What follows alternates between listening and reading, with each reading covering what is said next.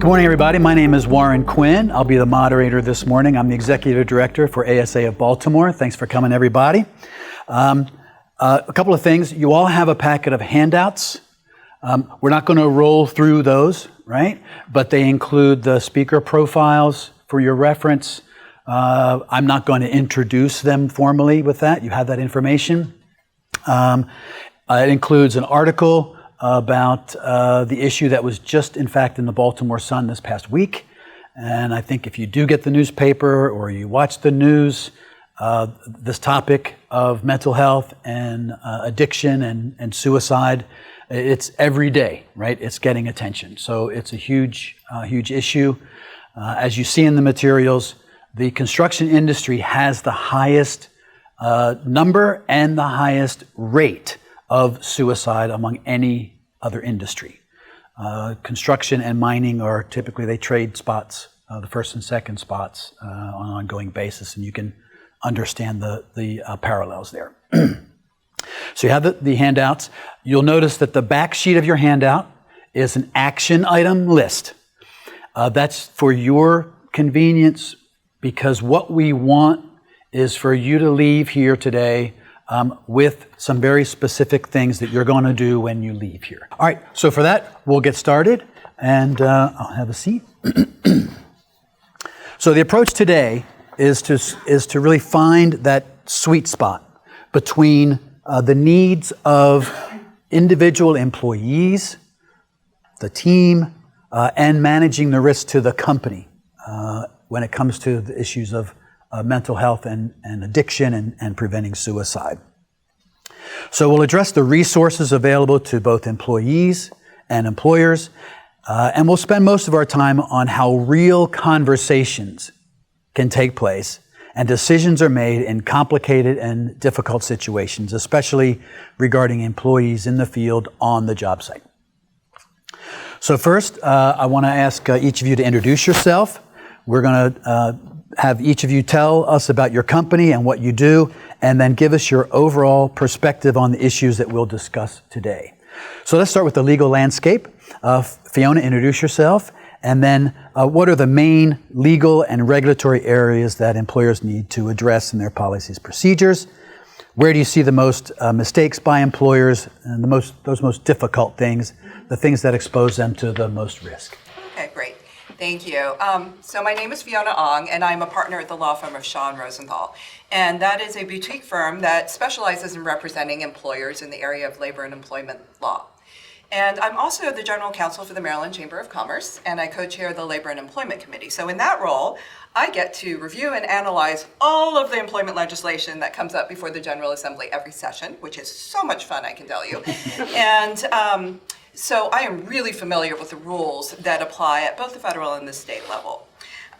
So for me, the risk that I see most for employers is when they don't understand the law, and so they aren't complying with the law, right? And so the compliance issue is huge. That is the biggest area of legal risk in my view. So I'm just going to quickly review the employment laws that apply when you've got an employee who either has a mental health issue or an addiction issue. So the first law that I want to talk about just briefly is the Americans with Disabilities Act and state discrimination laws. So these laws apply to employers with 15 or more employees. And I think that we have companies of all sizes in this room. So, some of it may apply to you, some of it may not apply to you, but you should be aware of it. And what the Americans with Disabilities Act and state disability law does is it protects employees and applicants with disabilities. And a disability is not just having the disability currently, but being perceived as having a disability. So somebody doesn't actually have to have one, but they could be perceived as having one, or having a record of a disability, okay? And so a disability is a mental or physical impairment that substantially limits a major life condition, or a major life activity, excuse me.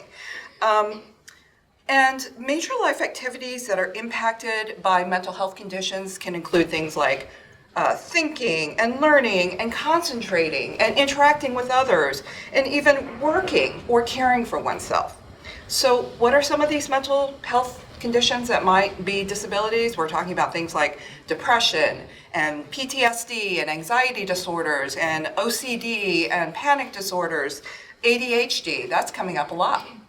And it does include alcoholism, but not current drug use. That's not a disability under the ADA. Now, somebody who's a recovered drug addict is protected by the ADA because that goes to that record of a disability. So the law does two things. It says you can't discriminate against somebody who has a disability. Okay. And the second thing it says is that if someone is disabled, you have to provide a reasonable accommodation in order to enable them to perform their essential job functions or to enjoy the privileges and benefits of employment. Okay? And that reasonable accommodation obligation involves an interactive process that you have to engage in with the employee in order to determine what accommodations, if any, are possible and reasonable. Okay? So the area of risk that I see there is where employers just don't think to engage in that interactive process. They make assumptions about whether or not somebody can do a job. And even if they have that discussion, sometimes they aren't thinking outside the box of what's being presented to them by the employee. Okay, those are the areas that I'm seeing with ADA. Another law that applies is the Family and Medical Leave Act. It applies to employers with 50 or more employees. It provides 12 weeks of unpaid leave within a 12-month period to employees who meet certain eligibility conditions. And it allows them to take that time to care for their own serious health condition. It also does some other stuff too, but that's the one we're worried about today. So serious health conditions include mental health issues and addiction issues. So it does cover drug addiction, unlike the ADA. And it applies where somebody can't work because of their condition, or if they need time off for treatment visits, for therapy sessions, things like that. A condition can be both a serious health condition under the under the FMLA, and a disability under the ADA. And if FMLA leave is exhausted, somebody's used up all 12 weeks, right? You still have to think about the ADA.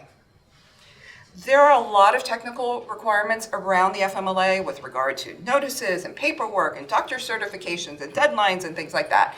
And that's where I see a lot of employers not recognizing the compliance issues there. The Maryland Healthy Working Families Act is another law that's going to apply. That is the law that was passed a few years back that requires employers to provide sick leave, right? So if you've got 15 or more employees, you've got to pay paid sick leave, and if it's under 15, it's unpaid. But there are a lot of technical requirements around notice and discipline and what doctor certifications are permitted, when they're permitted. So that's another area of compliance, but employees are going to be able to take paid sick leave or unpaid sick leave for these mental health and addiction issues. Another law that's going to apply, the Maryland Drug Testing Law, sets out very specific procedures about what can be tested, who can do the testing, what employee rights are, things like that. And if you want to be able to do testing of your employees, you must have a policy that says we can do testing. Okay. A couple of upcoming laws that you should be aware of here in Maryland. The Time to Care Act. There was a bunch of press about this last General Assembly session. And what this is going to do is set up an insurance program at the state, but it really provides 12 weeks of paid leave. It's going to apply to all employers regardless of size. 12 weeks of paid leave for employees to take time off for their own serious health condition.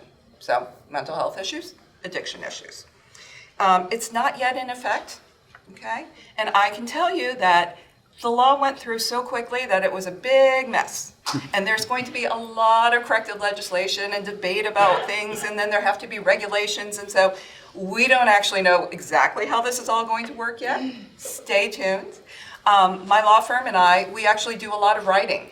So we do monthly newsletters. We also do alerts of breaking news items of interest to the employer community. And we are definitely going to be covering this.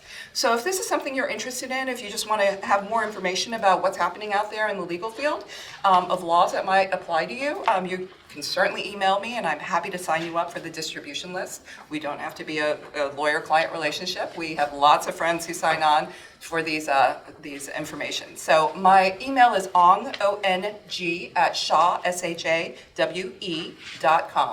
So feel free to shoot me an email and I'll be happy to add you to our list. Another upcoming law that I think you just need to be aware of is, I'm sure you all have heard, Maryland legalized recreational marijuana in effect on July 1. A lot of employees think it's already in effect. It's not. A lot of employees think that means you can't test and they can just come to work high. That's not true.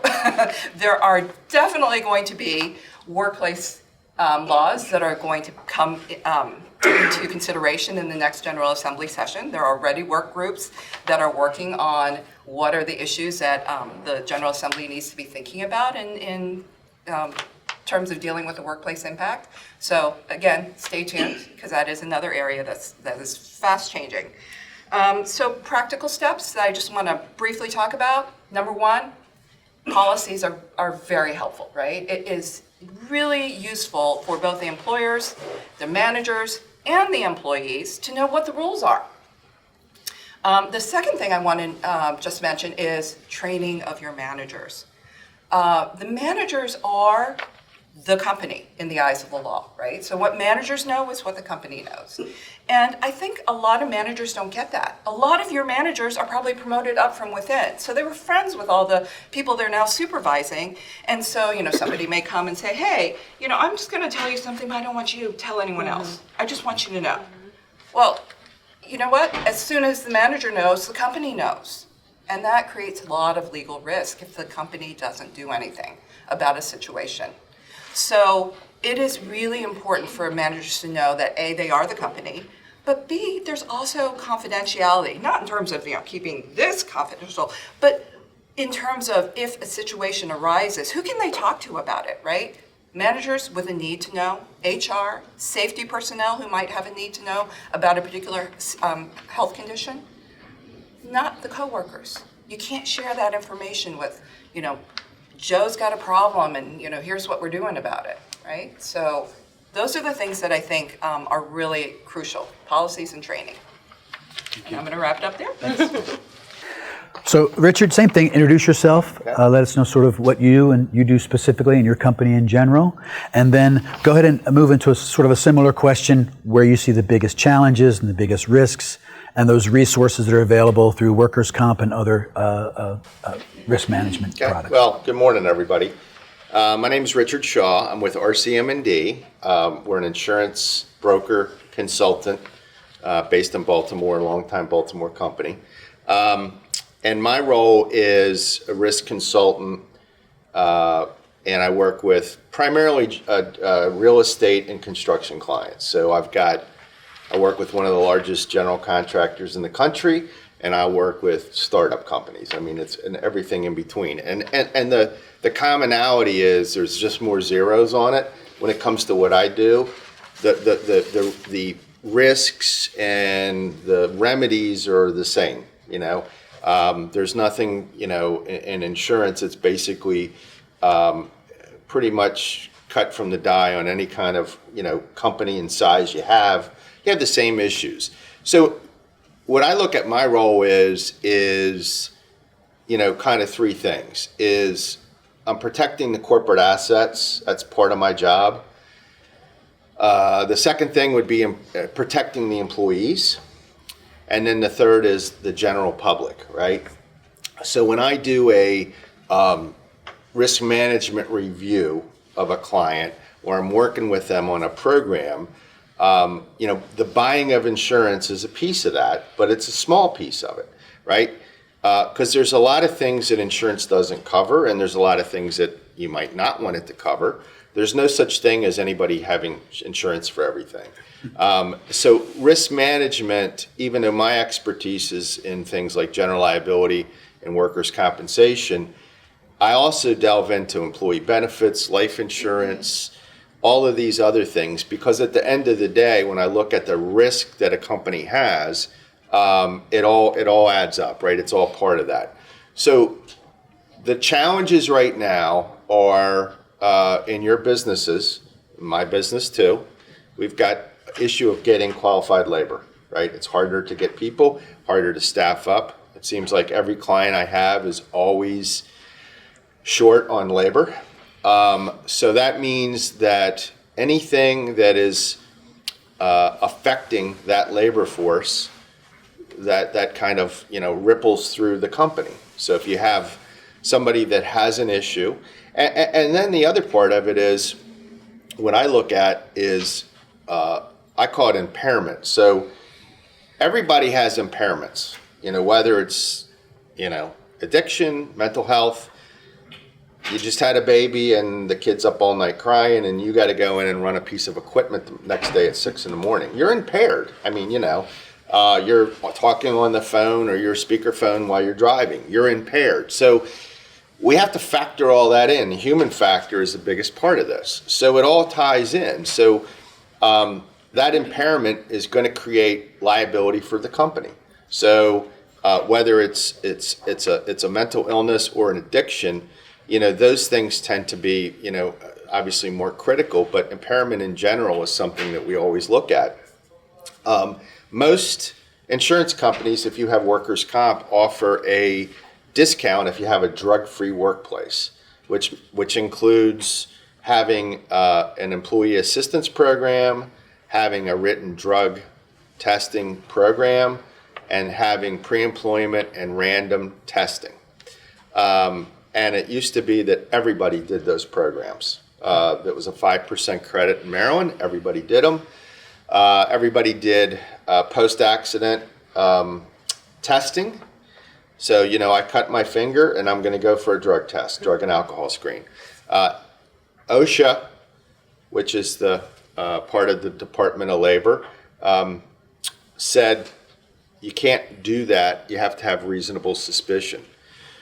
That, along with some of the issues with legalization of marijuana, medical marijuana cards, all that, I'm finding that companies are not, doing as much as far as these, mandatory drug testing programs. But pulling it all together, when I look at things, I look at the risk. So we have a lot of clients where they actually buy insurance for workplace violence because if somebody has a mental illness and they have a disagreement with their boss and they come back and they decide that they're going to kill a couple people, that's a risk to the company.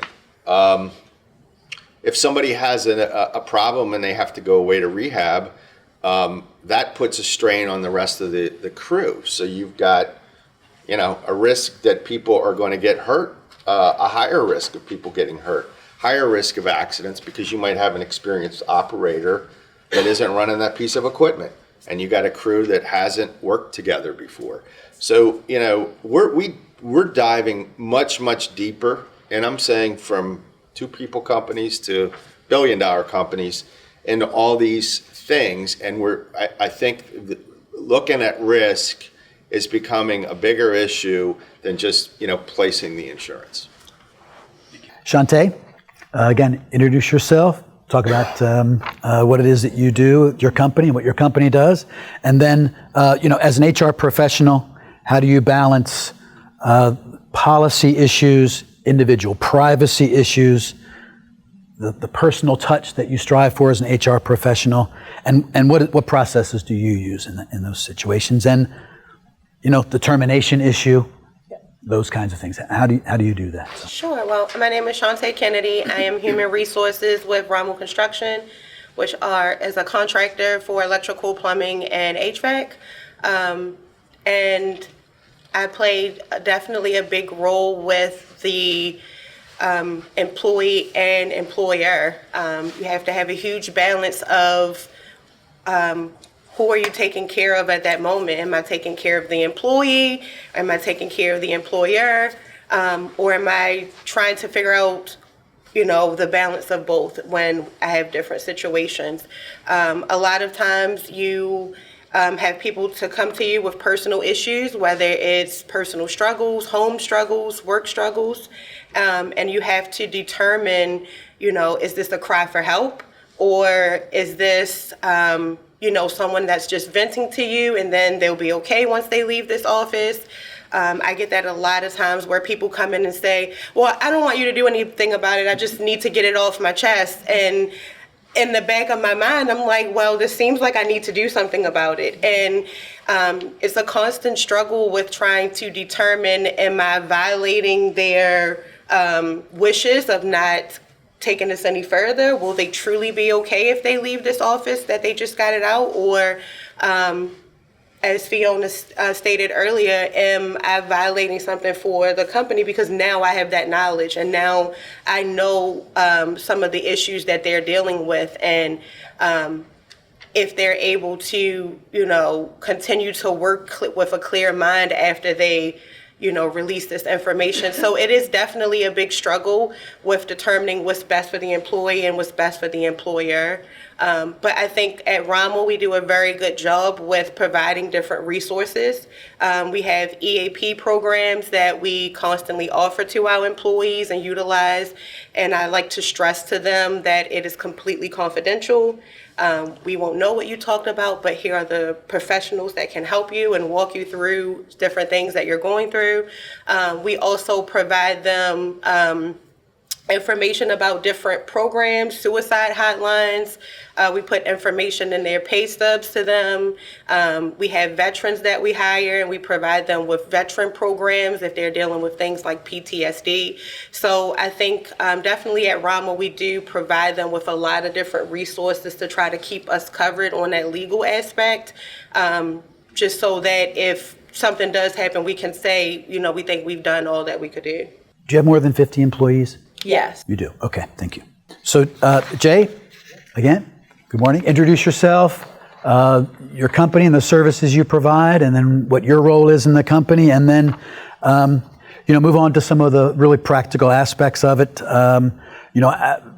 What you are seeing on the job site, individual concerns versus crew concerns versus the entire building and those kinds of things, and what resources and programs are available.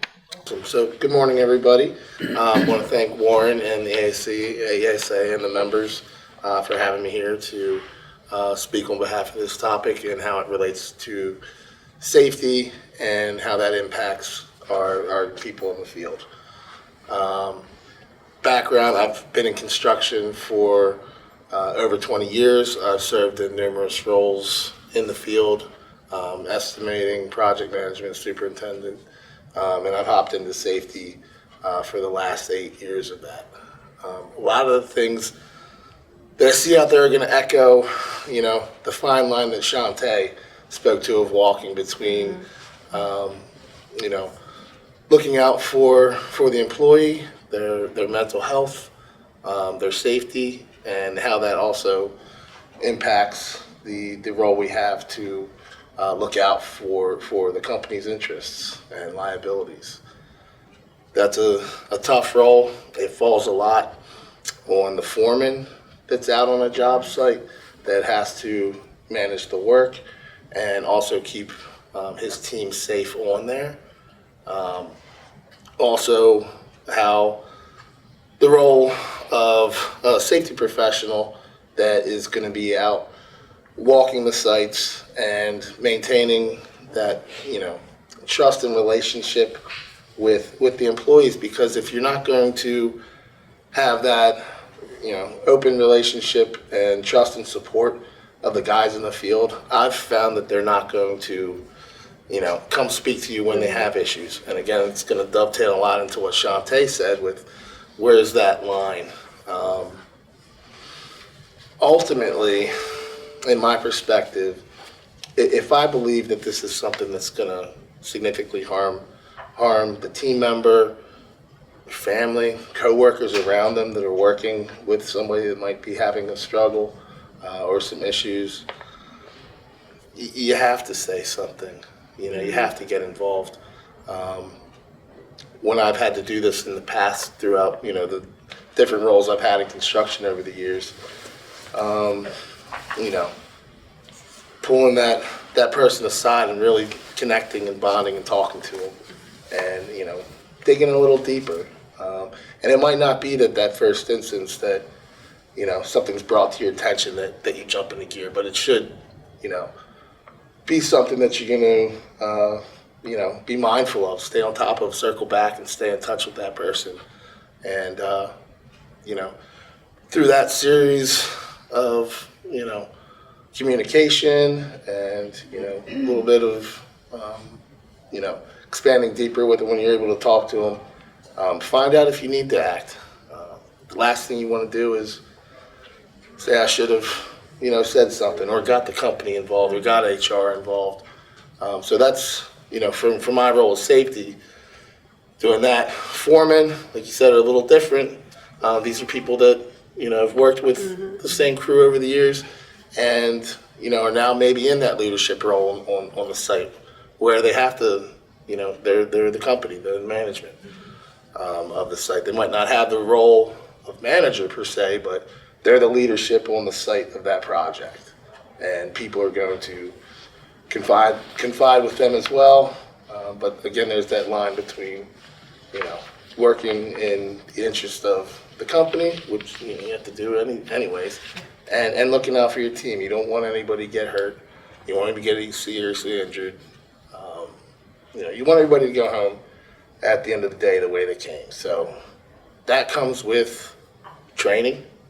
You want to be able to have, the people that you have in leadership on your site, be able to recognize the warning signs and things like that, to know when to get HR management, their safety involved.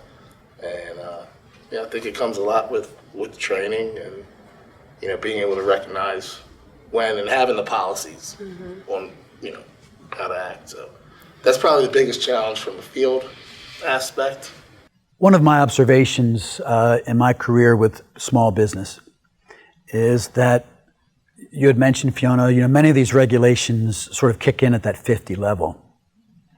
And I know a lot of companies that will strategically avoid hiring that 50th person, and they'll actually either start another company or they just won't hire additional people. They won't grow their companies, really, to avoid having to comply with those things. So the reality is that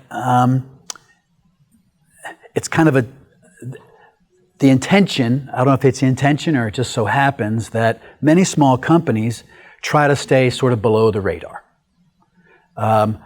They operate on hope, right? They hope nothing happens. They really are very cognizant of what they spend on their insurance. Some companies don't offer health insurance. They don't offer some of these other benefits.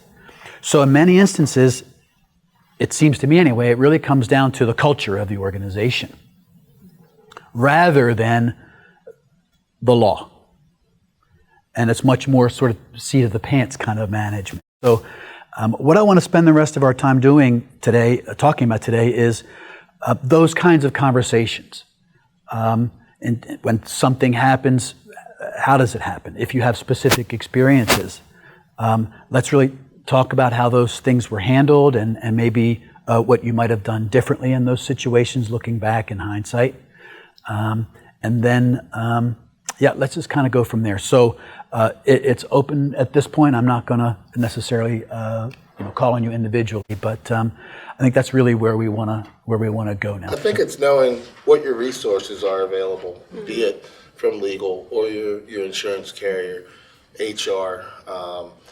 We're a full-service occupational safety, health, and consulting company. You have options outside of what maybe you may have in place at your own company. There are options, and just using the resources that are available to you guys. It's interesting, the Department of Labor, the Federal Department of Labor, is really focusing in on the mental health impacts in the workplace, and they've actually issued some resources over the past few months on mental health and the FMLA specifically. But one of the blog posts that they posted talked about what is essential for mental health-friendly workplaces. And they actually identify 4 things. Number 1, that organizational leadership can set the tone, right, for a supportive and inclusive workplace. Number 2, that managers and supervisors can provide accommodations and promote assistance programs, the EAP and other programs that Shantae was talking about. That coworkers can listen and be a source of support for their colleagues, and that workers with mental health conditions can can feel like they can come forward and say, this is what I need, right? Creating that culture is really important. But in terms of, more specifically, I think the particular examples, I think it's always useful to have kind of a script, right? Like, what do I do if somebody comes forward and says I have an issue? Or what do I do if somebody's not performing and I think it's because of a mental health issue? And so I thought maybe I could just spend a few moments talking about that. So if somebody has a performance issue and you think it's because of a mental health issue, if they haven't come forward with a mental health issue, this is where we're kind of, wanting to avoid the perceived as disabled claim, right? And so it's really important, I think, for managers to focus in on the performance. Here is where you're not meeting the standards of performance. And hold the person accountable the same way you hold anybody else accountable, right? It's consistency, treating everyone the same, holding them to the same standard, and then let them come forward and say, you know what, I'm having trouble meeting the standard because of some mental health condition. And if they open that door, walk through it, right? How can I help you? How can I help you, right? And I would say that really, I'm a lawyer, so I focus in on the law, but I really also try and be practical. I work a lot with HR, like, people like Shantae. And so it's not just always about the law. It's about, these are real people. What is a practical way of handling this, right? Do we immediately jump to, okay, now we're going to fill out forms? And no, that's silly, right? In a lot of situations, it's, how can I help you? And sometimes it may be something really simple. You want your managers to understand this, right? I'm not just talking about you all, but the managers and supervisors. How can I help you? If the person starts talking medical stuff, send them off to HR or, send them up the chain. The first line managers do not want to hear that. How can I help you? I don't want to hear about the medical, right? If you need to talk about that, you can come have a conversation with HR or upper management. And if it's something that's quick and easy and simple, just do it. And then document it. This is a conversation we had. They came forward. They said, I need this. I said, how can I help you? I did not ask you about medical, and this is what we did. Document it. Done, right? Let HR know that happened, but that's easy. If it's more complicated, that's when HR needs to get involved. That's when the upper management needs to get involved. That's when you get into the whole interactive discussion and EAP and whatnot. So that's with performance issues. I would say conduct issues can be a little different because if somebody is behaving in a way that causes some really concern about their stability in the workplace, that they could actually pose a threat, a direct threat is the language, right? Direct threat to themselves or others in the workplace, and that's a different issue. I would not worry about the perceived as disability at that point because your concern is making sure that this person isn't hurting themselves or anyone else in the workplace. And if somebody is behaving in a fashion that causes that level of concern, you can send them out for a fitness for duty examination, okay? You can get them to go to a doctor to say, this person can do the job with or without a reasonable accommodation. You can require them to go to EAP. You can require them to go to EAP as a condition of employment. Doesn't mean that they're going to open up everything in EAP because what they talk about in EAP is confidential, but you can get them to release the fact that they have complied with the directive to go to EAP and what EAP is recommending, if there is some sort of recommendation from EAP, okay? So that's what I would say is important in terms of that. Now, in terms of the interactive discussion, again, if, with mental health issues, with addiction issues, you are entitled to medical information from the doctor to establish that they have a disability, to establish what those limitations are, to establish what are the reasonable accommodations that are possible. So it is important to engage in that and to get that information and then to have a conversation, continue that conversation with the employee about these reasonable accommodations and whether or not this is, something that can be done in the workplace. And to be open-minded about what those proposals are. Because, it is amazing to me how with technology changing, this remote work thing, that's crazy. Like, we didn't work nearly as much remotely 3 years ago.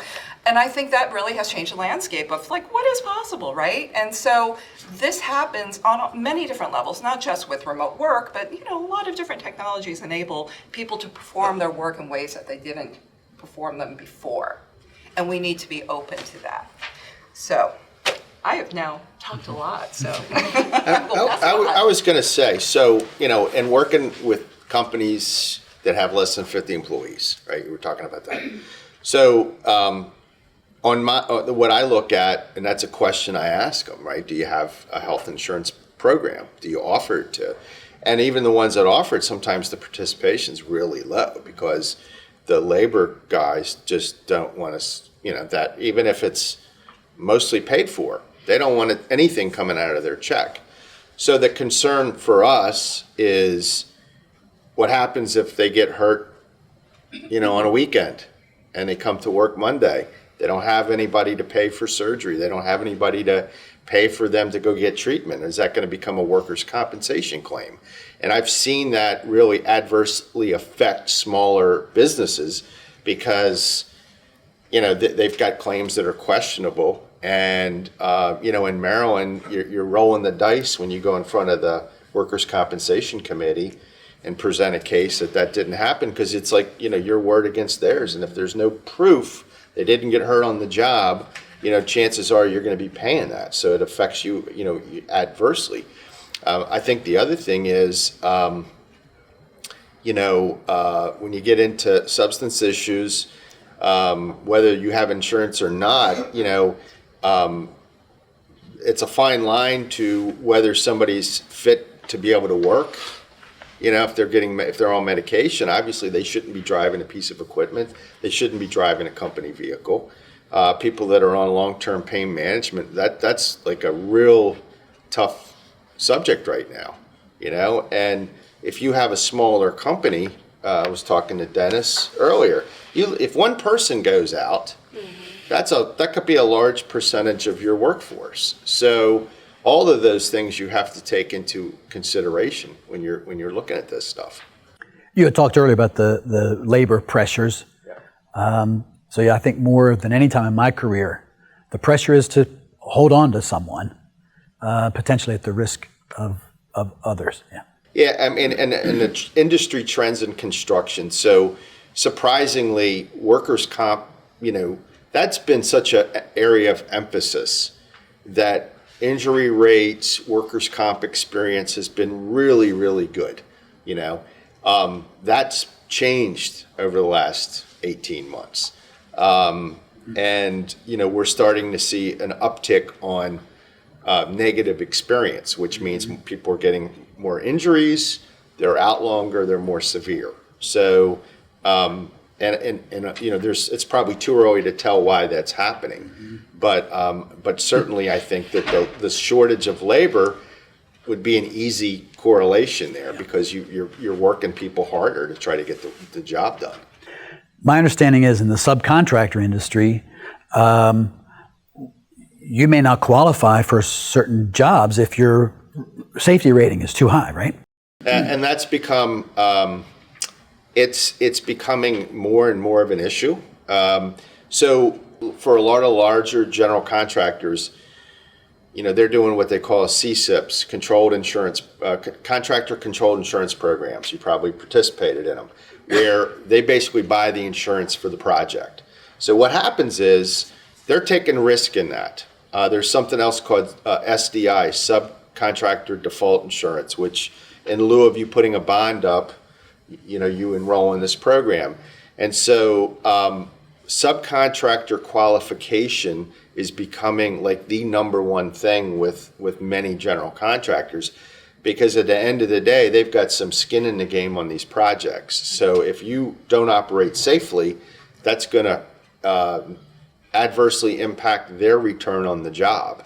So they do look at all those things very, in terms of, basic things: drug testing program, driver program, workers' comp, experience modification, OSHA injury rates, and they grade that. And there's certain things that are disqualifiers. That's a good point. And you're seeing that a lot more prevalent out there with the third-party vetting agencies that a lot of general contractors are utilizing now to qualify their subcontractors to get in site. And like Richard said, if you don't have certain policies, your EMR rating is too high and whatnot, you're not going to qualify to do work for that.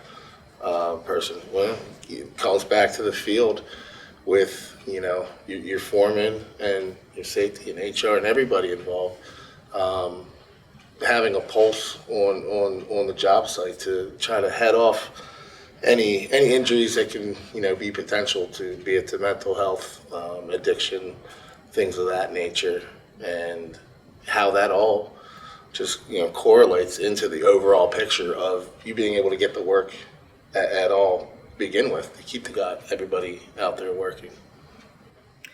One of the examples I wanted to mention, just to piggyback off of Jay and the foreman in the field, a big aspect is training our foremen and managers in the field to be prepared for when certain situations happen. If you see signs of employees under the influence, how do you handle those signs? How do you handle those behaviors? You know, you can't call me and say, oh, I think they're under the influence. Why do you think they're under the influence? What behaviors are they showing?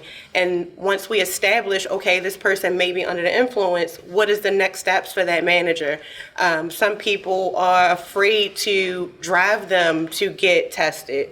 Ideally, you don't want the employee to drive themselves to go get tested if they believe they're under the influence, but a lot of managers aren't prepared or trained to know what to do with those next steps once they establish this person may be under the influence.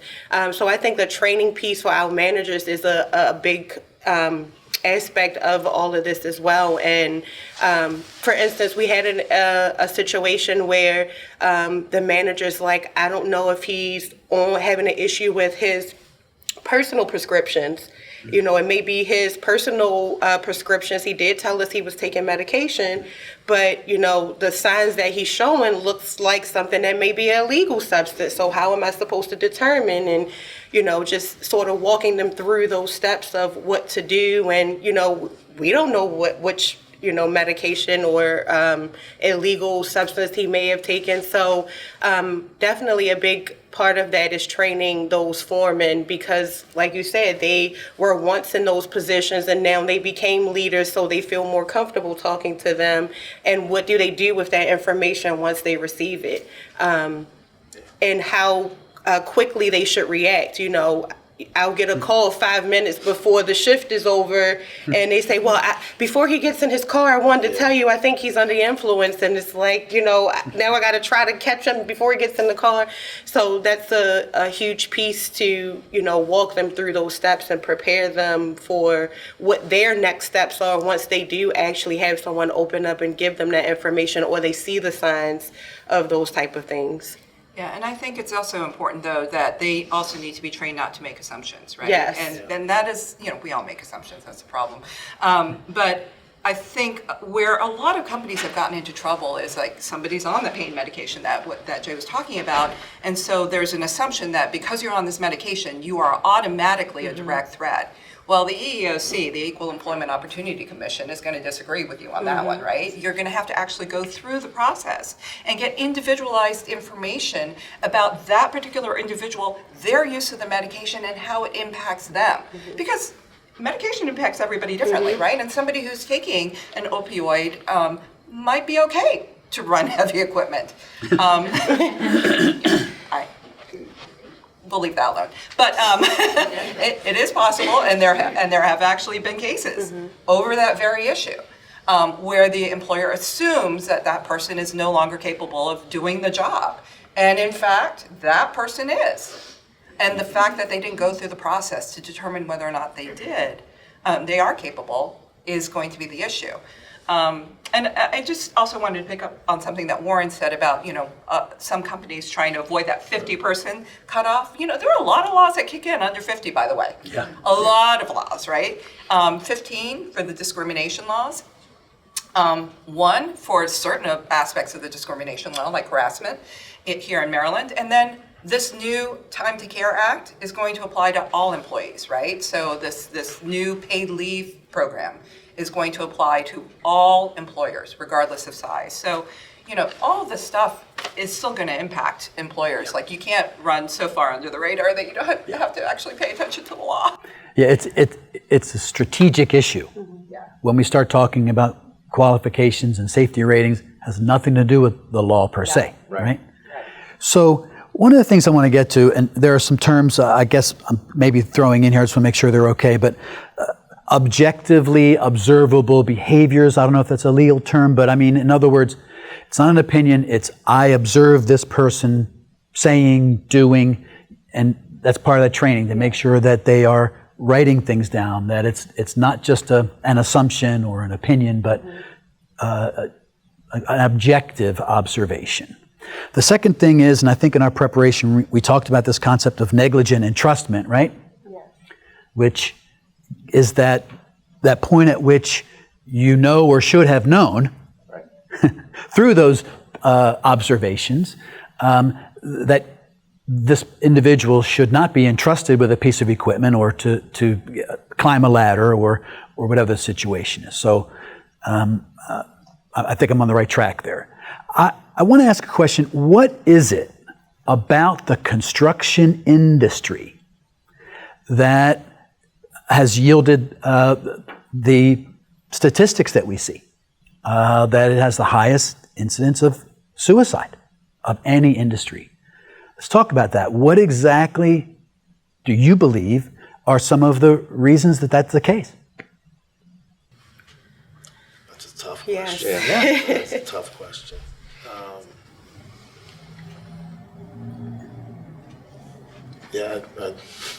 It's hard to go. I mean, there is a higher percentage of veterans that are coming to the construction industry that are going to have the PTSD issues. And I'm not singling out our veterans, and bless them and thank them for all their service. But it is a component, and it does make up a lot of the trade work out there are fine women and men that have served in the military that have ended up in the construction industry, to the suicide portion of that. I think also the amount of stress that are put on the employees. They're dealing with a lot of deadlines. They're getting pushed. The amount of hours that they are also, could be putting in can have a lot to do with it as well. And then those two combined, and then you're just everyday life issues on top of those issues, I think can have a lot to do with it. I mean, that can be in any industry, right? But specifically to construction, dealing with deadlines, it all rolls downhill. So me as the foreman, I'm getting hounded to, get these deadlines done. So I'm going to be pressuring, I'm going to be yelling, I'm going to be fussing, I'm going to be pushing my guys to do whatever we need to do to get this done. And then, that can also turn to the flip side of what actions do they take to de-stress? Am I turning to alcohol because that calms me down? Am I turning to, illegal drugs because that calms me down and helps relieve some of that pressure? I think is a big to do with that industry as well. Yeah, I mean, I think the other thing is, you're working in adverse conditions. I mean, it's hot, it's cold, it's, going to a construction site in the middle of the winter. I mean, there's no, okay, I'm going to work from home today, I don't feel well, right? Yeah. You're not going to get paid if you don't show up. So there's a stress to be able to get up and go no matter what's going on, okay, because you're not going to get paid, right? And I mean, I have a lot of contractors in the winter, and this has been a mild winter, but if we got really bad weather, they're laying people off temporarily because there's not the work, or they can't perform the work because it's too cold.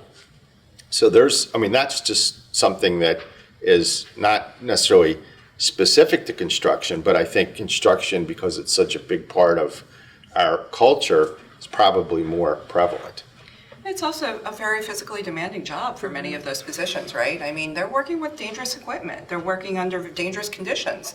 And there's a high level of stress associated with that. And we see that, in the laws where there are carve-outs for safety-sensitive positions. Construction, you're right up there, right? I mean, you're are the ones that, are going to be carved out because they're performing safety-sensitive function. Now, by carved out, you mean That the employers Yes. are given a little additional leeway, with, for example, in many states with the recreational marijuana laws, right? And this is one of the things that we're going to have to keep an eye on here, is that, people can use recreational marijuana off duty and you can't do anything about it as long as they don't come to work high and they're not using it on the site, except for people in safety sensitive positions. Or if, you've got a government contract that prohibits you from hiring people who are using illegal drugs, which includes marijuana. But the safety sensitive positions often includes construction. And so you could, in those states, prohibit a worker who is performing a safety sensitive function from engaging in the use of recreational marijuana at all. So construction work has, a lot of challenging dynamics involved in it. Speaking of the stress and the schedule, a lot of times, in construction, you're not finding out that, you've got to work all weekend. You might have had something planned with your family, your children, and the aspects of the job. All of a sudden you're working that Saturday or Sunday, and the stress that puts on, you with your significant other, it builds up and can definitely lead to the mental health aspect of, that part of the job that, happens a lot. This might be beyond the scope of this conversation today, but, listening to all this and getting more and more educated myself on this issue, it's another example, in my opinion, of why there needs to be sort of a national conversation about the construction industry, the way it's structured. Subcontractors end up financing these huge jobs, right? Because we're sort of perceived anyway as the lowest on the totem pole when subs are building the buildings. Some of the scheduling issues. I mean, when a developer or a owner of a company schedules a ribbon cutting, everything flows from that. And no matter what happens, right? I was in the landscape business, and the ribbon cutting was that day, and we were putting sod down, right? That kind of thing, and it can get really crazy. So again, I don't know where this goes, but it seems to me that maybe this issue could be a spark or a motivation to have that sort of national conversation that involves developers, that involves GCs, that involves subs, to really talk about how the industry operates and how can we make it a healthier environment overall. So again, I don't know. Jay, obviously for everybody here, without violating confidences, recent experience, right, for you, I don't know, recent conversations, what the circumstances were, maybe what you might have done differently, and I kind of, maybe Shante, you've got specific experience as well, and you as well, Richard, and anybody has specific experience.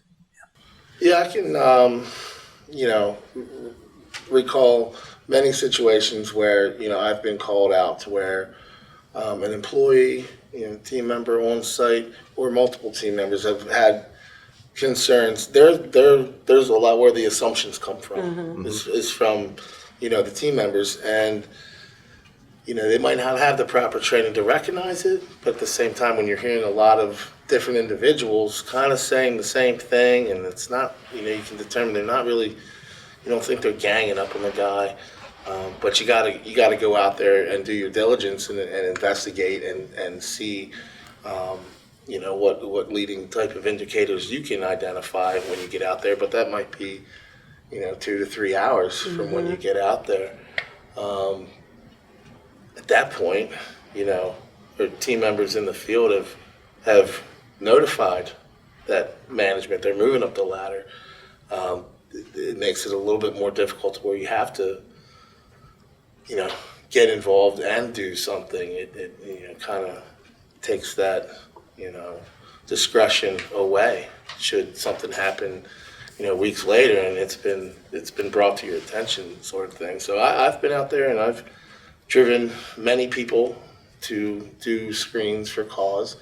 I've had countless just, heart-to-heart conversations with people and share their experience and then dig a little deeper to see if I can identify what's going on. I've had that happen where I've gone out and done that and, somebody's just hopped in their car and left the site, and then your hands are tied because now they've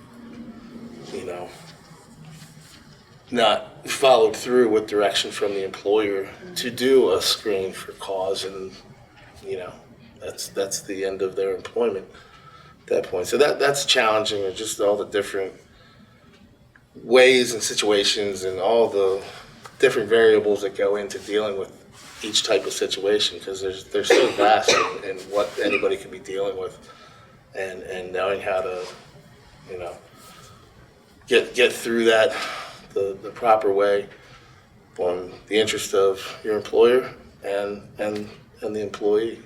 Can I jump in here? I want to pick up on something both Shantae and Jay were talking about, which is recognizing those symptoms or those indicators in the workplace and training your supervisors, your on-site managers to be able to identify what those specific criteria are. In some states like New Jersey, you actually have to have a workplace coordinator who is trained in doing these things. We haven't gotten there yet in Maryland. It'll be interesting to see what happens over the next General Assembly session. But I know that the Chesapeake Employers Insurance Company, which is the workers' comp, as I understand it, my firm actually has worked with them to develop drug and alcohol resources. And so there is actually, a checklist, and I think this is available to all the people, in terms of like, what are the various symptoms, and, what are the things you should be training your supervisors on. And there's it's a manual on setting up a drug-free workplace program, and also, checklists and things like the symptoms. So, there are resources out there. And definitely, you all should be taking advantage of those. Yeah, I think that aspect gets overlooked, is the training part of it. Yeah. People come up through the trades and then all of a sudden they're a supervisor, they're a foreman, and you've concentrated on all their essential duties that are going to be to the field, and it's not really probably explained to them of what their role is now elevated to in that aspect, and identifying that these are all your buddies you came up with, but this is the other side of what you're required to do. And if it's not explained or the training's not provided to know how to identify that, it's just a phone call to HR or safety, or and they push that off, and that's from lack of training and understanding of their position, I think. Yeah, I mean, and I've seen a lot of times we get involved and we help kind of with you guys get some of those things in place up front. But usually I get the call after something's happened, right? Yeah. That's where we come in, and then it's like, okay, what's the impact on, what's going to happen to the employee? What's the impact to the company, right? And then how do we address that moving forward? And that's difficult because, and even I think with a lot of companies, it's not just the foreman. I mean, I have companies where the owners have employees that, they've been with them a long time, and they are really, really loyal to those folks. So, I had a conversation with somebody that they had a real key employee. He had a couple DWIs, and he's driving a company vehicle. And I'm like, okay, so when he hits somebody, and heaven forbid somebody passes away, you've opened yourself up to just a lot of trouble. And those are tough conversations, but unfortunately for me, they a lot of times happen after the fact. And they're also, by not treating people consistently, opening themselves up for a discrimination claim, right? Right. Shantae is like, oh yeah. Because, this friend is Caucasian, and that other person who has a DWI who's going to get fired is, African American or Hispanic or Asian, right? And now you've got the lack of consistency, you've got all different kinds of legal risk involved here. One of the things that I know works for us that we do offer is having a substance abuse policy, and I've had to use it 2 or 3 times already. Just letting the employee know that, if they do come to us to say, they're having this issue, we do allow them to enter into a facility, and we will hold their position if they, go into a 30 or 45-day program. We will hold their position for them until they successfully complete that program. They have to bring us a certificate to say they completed it, and then they sign off a document saying that they understand that for the next year or 2, whatever time frame you establish, that they will be subjected to random drug screens for a year. That has been a successful program for us, with the couple of people that we did have to provide that to. They have completed the program. They have completed the random drug screens.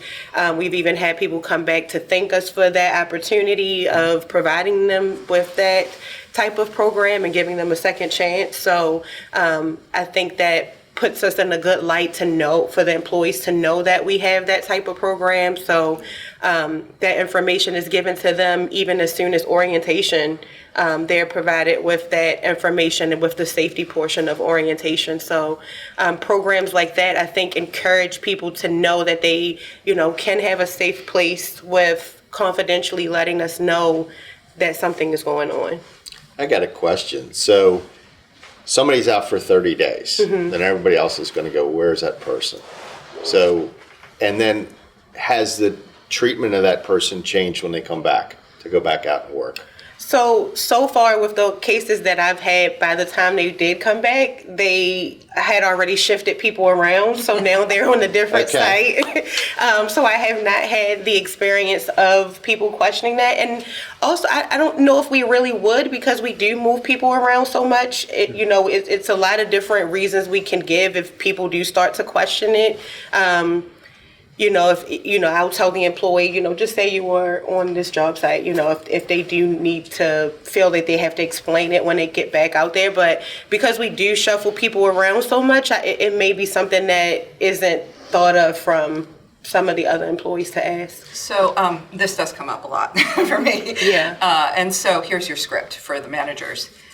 This is a personnel issue, and just as I wouldn't discuss your personnel issues with other people, we're not going to discuss Joe's personnel issues with you. Not my secret to share. Yeah. Right.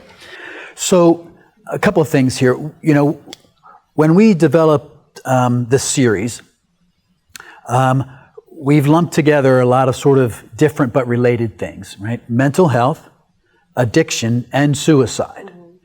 Under the notion that they are related, and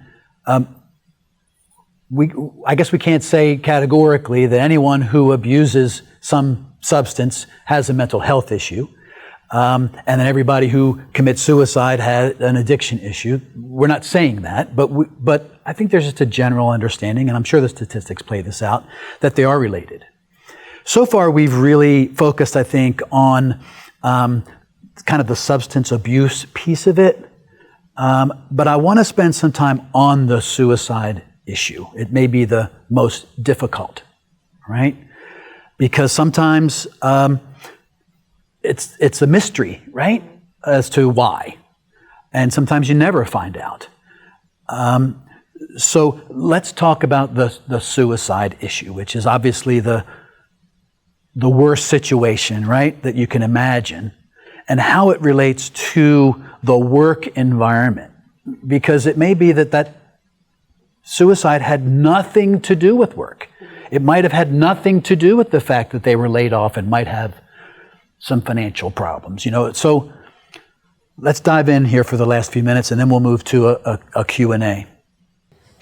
I can jump in first. We, at Rommel, we actually, a year ago, had a situation with one of our employees who committed suicide. And, the response that you get from the people who knew him well was, he was always smiling. He was always happy, which he was. I personally knew him.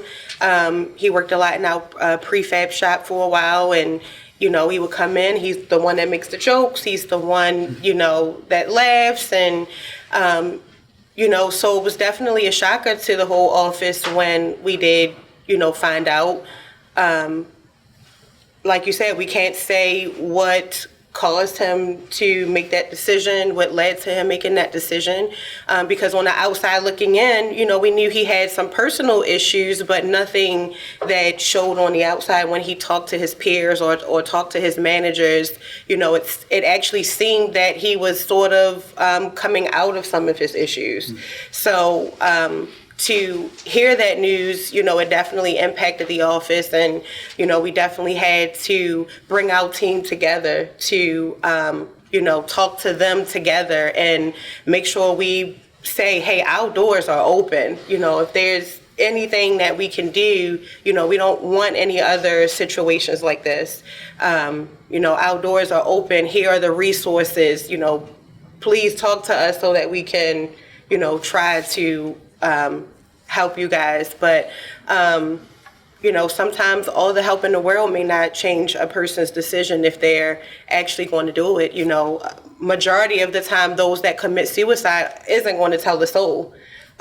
When you have people that say it over and over, 9 times out of 10, they're not going to go through with it. But the ones who are the quiet ones who, when it does happen, they didn't tell the soul that it was going to happen. So it definitely hits hard when you don't understand why the person did it. And it also hits hard because now you have lost a team player. So, and it puts trauma on other people and situations that now are brought to light in their situation. You have to wonder, are they thinking about it?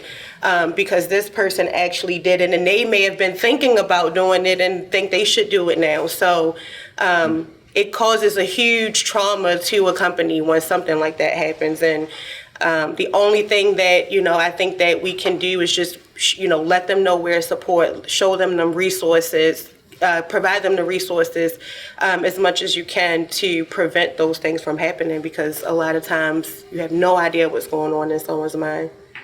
And if someone has threatened suicide, that does come up, and as Shante says, you hear people say it, and often they don't carry through. But it is a cry for help. Yes. And so that's really important. I actually had one client that the person threatened suicide, and they're like, "Oh, well, that's a violation of our workplace violence policy, so you're fired." Which seemed like a really not very thoughtful approach to the situation. I would suggest that maybe while that might have been legal, it probably was not the most compassionate response. I think making sure that if somebody is threatening suicide, that they are aware of the resources that are available to them. And if they are in a state that they're not able to do the job, right? I mean, they are posing a direct threat to themselves, right? And so you can require them to go get medical attention, to get a fitness for duty release, to see a medical professional who might be able to help them address those issues that they're dealing with. Yeah, and I, commend Shante and the efforts of Rommel that you're actively promoting it. Yeah. It's not just in the handbook. Yeah. Here's where you go find where the EAP and all the assistance is. You guys actually promote it. And I think that's a big component of, just because a lot of times you're probably not going to know that somebody's struggling to that degree, to where that's, options going through their head. So just promoting it, promoting what you guys do and the resources, and just really promoting it actively, not just, once a month, every year. A good bit of the treatment of the topic has to do with maleness and what it is, how we train our boys and raise boys that really contributes to this issue among men specifically. And of course, in the field especially, still very male dominated. So, one of the things we've talked about today are these conversations, right? How much of a barrier do you think there really is in terms of men asking for help, which that is my definition of leadership, is the willingness to ask for help, to be able to develop a level of self-esteem where you don't feel like your self-esteem is compromised by asking somebody for help. So any specific experiences with that, or how much of that is you think is part of this issue? I think I'm going to speak specifically for me as being a female in HR. As a female, you have more of a nurturing spirit.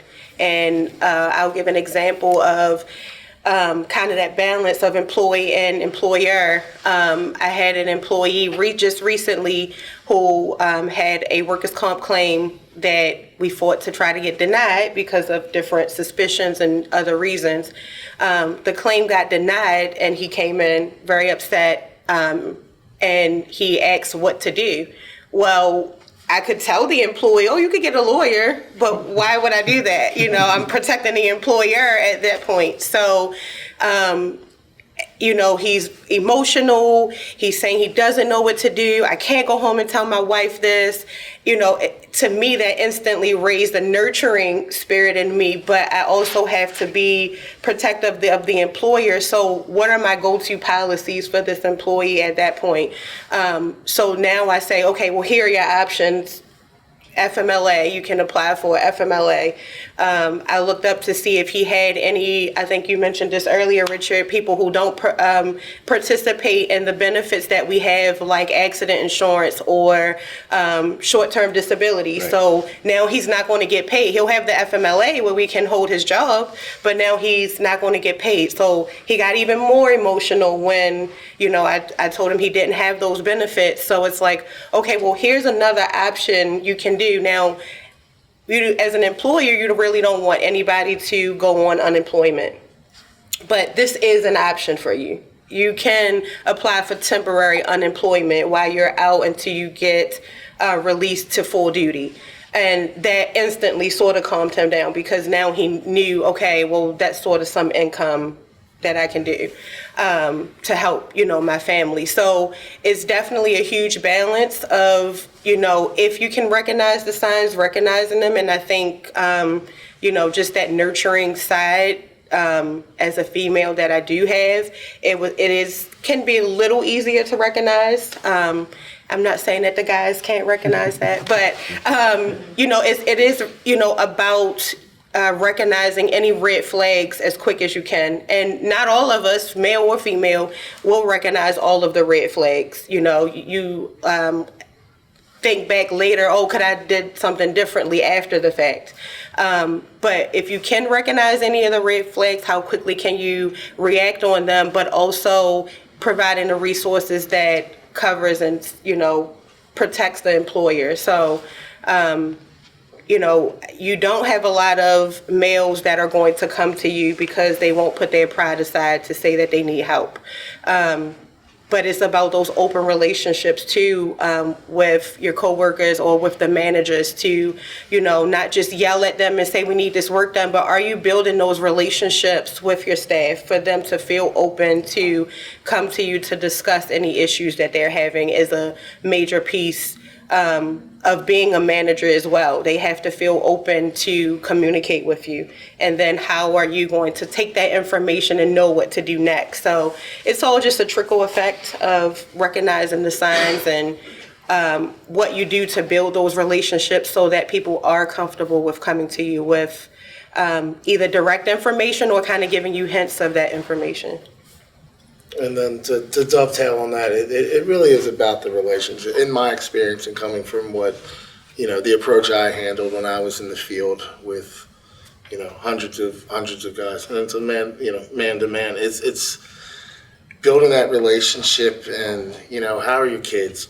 You know, you're not going to remember everybody's kids' names, but the little details, what they like to do, and just connect with them on that. A couple years ago, had one of our guys down in Virginia lose his wife during childbirth, and that was a tough one. But just staying present and available and checking in, and you know, he had the full support of the company. You know, they even paid for all the arrangements. But it's sad in this day and age that would still happen. But he's left with a 6-year-old and a newborn infant, and really stepping up and being involved and engaged. And the resources I provided him, he's look at it, but I did the legwork to find the local support groups and stuff, and just taking that initiative, especially when something rises to that level of tragedy, to really get involved and engaged. But other than that, it's having those relationships where, people trust you and know that they can confide in you.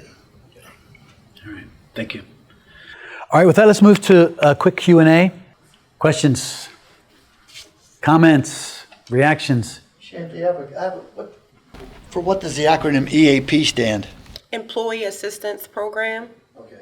A lot of times you can get them through your supplemental insurance if your company offers those. We have Unum, which is our supplemental insurance provider. So that's actually a free resource that's given to us to provide to our employees, totally free of charge. So that's what I try to promote, because anything that's going to cost them, it's going to avoid them from wanting to use it. So I promote that it's free, and I promote that it's 100% confidential. So it's it's actually an entity that will provide Therapy, therapy, counseling, and it doesn't just have to be for mental health issues. I mean, it can be for I'm having financial difficulties. I just need to, whatever personal issues are going on, they can go to EAP and get some assistance. Whether it's talk or whether it's actual pointing to different resources. Richard, how typically do the EAPs tie to insurance products? Who should people go to? I mean, that's typically in HR. So it's part of So that. you wouldn't go to your workers' comp? No. That's typically part of the employee benefits program. So it's a separate provider. Right. We have Unum for disability insurance. So they have this. I don't know if it automatically comes with everyone's package, but that's definitely something to ask the HR if that is a resource that is provided, because 9 times out of 10, it should be a free resource that's attached to that supplemental insurance program. We have an employee assistant program, and we got it through our broker, and it was definitely supplemental that the firm is paying for. And it's kind of like a concierge service where, they can go for free for 5 counseling sessions, and then they will help them get into a program covered by health insurance if we have it, and it doesn't have, it's for all of our employees, so they don't have to participate in our medical plan. And then everything else is 24/7. They can call at any time of day, get a resource, and someone will help them. And again, it can help them with elder care, pet care, child care. We also, they have a website where people can go and do parenting webinars, and there's also programs for managers and supervisors that they can watch little webinars and coach themselves. So there's many little pieces that we just started our program in December, and we're trying to make sure we present something every month and get it out in front of people, whether they're tips or just, again, another lead to the phone number and the website for those resources. Anger management. That's another thing that a lot of my clients send their employees to EAP for, right? It's the conduct issues in the workplace. Yeah. Well, with technology, a lot of time the field workers are no longer coming into the office. They can send in their timesheets remotely, and we may not see them actually coming in the office until we have some all hands and they have to. So when you're doing these communications, and I'll open it specifically Jay and Shantae, when you're doing the communications, how do you make sure that those bottom line guys and women are actually getting the same message? Is it through the supervisors? How do you get that reinforced when you have an EAP, how to use it, for example? How do you get that that message out so that everybody hears it? And sometimes those field folks are traveling from home to the job site. They're disconnected. That connection. How do you keep that connection? That's the majority of the time. So for us at Rommel, we first introduced that information to them at orientation when we do discuss the benefits. And then I try to occasionally, at least quarterly maybe, put that type of information into their pay stubs, just like a flyer for the EAP program with the phone number. Rick, our president of construction, when we got gift boxes for Christmas, it was information. I think one of the flyers are actually in the packet. It was information to different suicide prevention hotlines in those box packages. So if you want to open your pay stub, you want to open that Christmas box. So we definitely use different techniques to try to get it out to all of our employees. And not just with the managers, but we also have quarterly foreman meetings where we talk about different topics, and sometimes that may, be one of the topics, so that we can get that information to them and trickle it down. So we do different techniques to try to get it to everyone. As far as I know, almost every contractor I know has tailgate talks or toolbox talks, either weekly, monthly. I'm assuming, Jay, that this topic is a pretty standard topic on the curriculum. It is. I think unfortunately it gets, relegated down to, Suicide Prevention Month and those initiatives that, I think it needs to be a component more often, and that comes from, the leadership down with promoting that and factoring that into what you're going to talk about in those. But I mean, we've seen some contractors, when they do their open enrollment, to have instead of sending stuff out to the employees, they also open it up to family members to participate, like spouses and stuff. So, the thought is a lot of times the, folks that are working, they don't even know what they have, right? And so they're, so that's been something that is getting a little traction, right? Because you're educating other people in the household about what benefits they have, what's available. And I think that's something we're exploring how we can do that on a broader basis. yeah, I like that. I was just going to share a thought. Practicing law and doing construction work, unfortunately, I've had experienced clients, employees have either been killed in an accident or, God forbid, they commit suicide. And, I still remember one when I went to the site for a client of mine, and I found that it really had such an adverse effect on the other employees and management, because they thought we could have done this, we should have done that, and it really, how do you deal, or have you had the experience of dealing with the after effects of the morale and the guilt and all the other aspects of that tragedy happening? I know after we lost our employee to suicide, he did work directly with a couple of our high school students that were in the special program to work with us on like a work study type of thing. Those were the ones that I know were that came to me directly that had a huge effect on them after the fact. So it was, for me, it's all about having that open door policy. I like to shut my door if they're upset and emotional. Outdoors are glass, so I have to have them turn their seat to the other way to, if they want to have an emotional moment.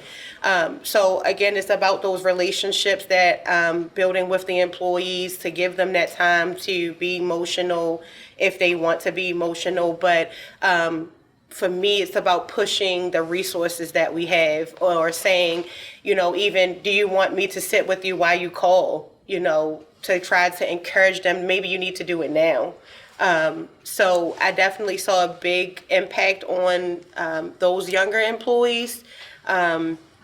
And then just letting them share their stories with me and getting it out seemed, to help as well. But pushing those resources is really, all you can do at that time to encourage them to use those resources to talk to an actual professional that may know things to say that I don't know to say, is what I did in that situation with our employee. Shantae, were there any group meetings on that, or where somebody came in from outside that was a professional on that to talk with everyone about it? So Rick did have a whole team meeting with the staff that were in the office and the staff that worked directly with him to kind of just, let everyone know that if you need help, we're open, and just kind of walk through different steps with the employees. And that's another time we offered the EAP program. But just more than the EAP program, letting them know that our individual doors are open. And whatever we can try to do to help is what we are here for and what we want to do. But, if they needed help, we would understand. We won't hold it against you. If you feel like you can't work that day, if you're traumatized by this, talk to us so that we can work with you and not hold this, against you if you need a few moments or step away for a little while. So I had a situation I think it was during COVID, where a client, somebody committed suicide on their site. Okay. And not their employee, right? But their employees were there, and it was in sight of the general public. And so they ended up bringing in outside folks. Like a grief counselor. And offering that to the people that were, not employees, but it was, they were like, really, they didn't know what to do. Yeah. And, we tried to put them together with some folks, and, they offered all of the benefits to their employees, but they also had to worry about people that were, other employees for other companies were there. And I think it was well received. Just they let some of the folks, take a few days off just to, kind of absorb it, and which I think ended up being a good thing.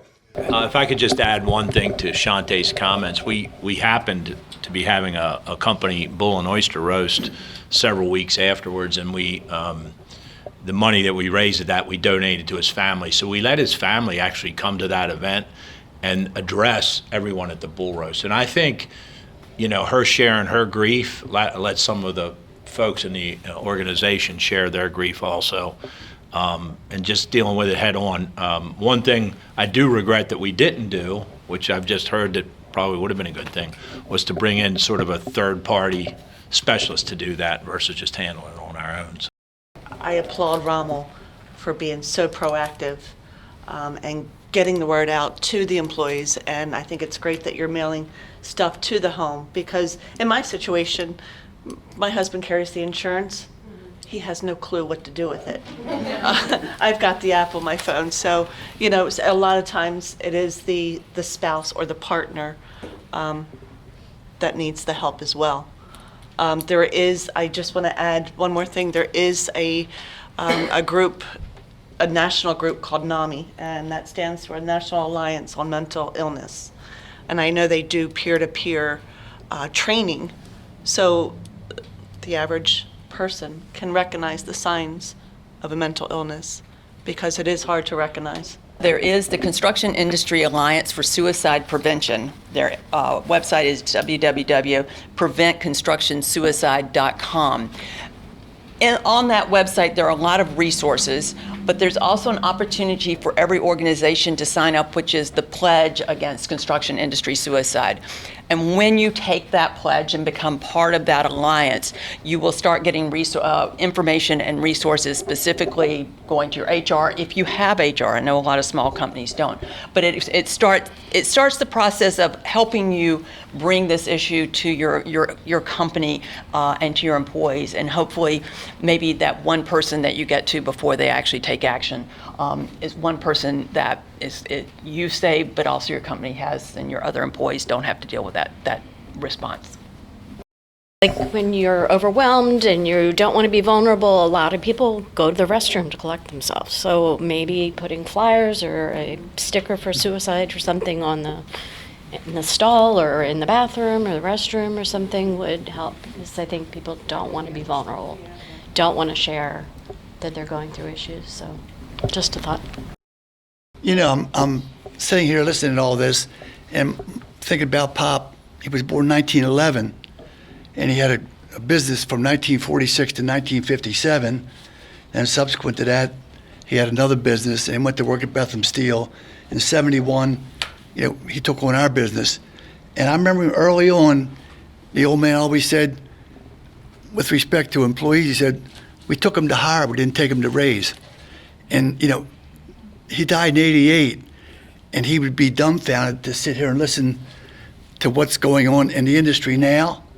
And he was a good Christian man. I mean, he gave us all a good set of values. And then I'm thinking about our health insurance guy. So we stayed under the radar. We have less than 15 employees.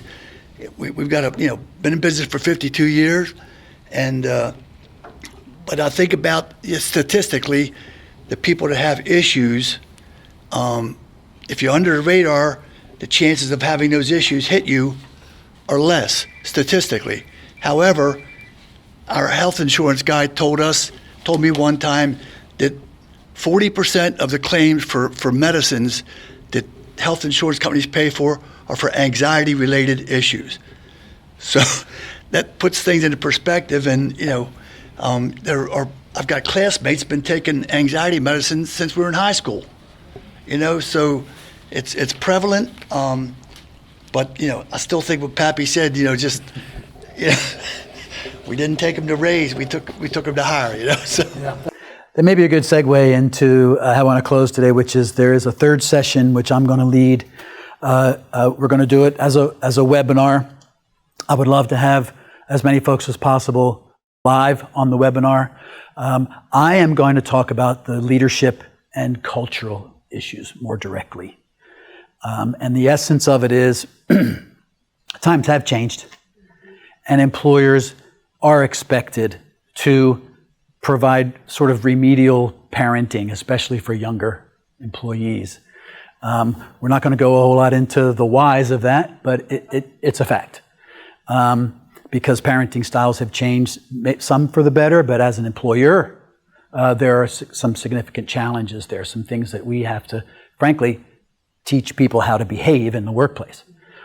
The other side of that is the essence of what I talk about is how do we show love in the workplace. It's not something that employers, especially my generation, our generation, right, are that comfortable talking about. It's kind of a new thing. And so we have this situation where many company executives are older, and we have to kind of learn some new stuff here about increased expectations on employers. We have to learn some new behaviors ourselves.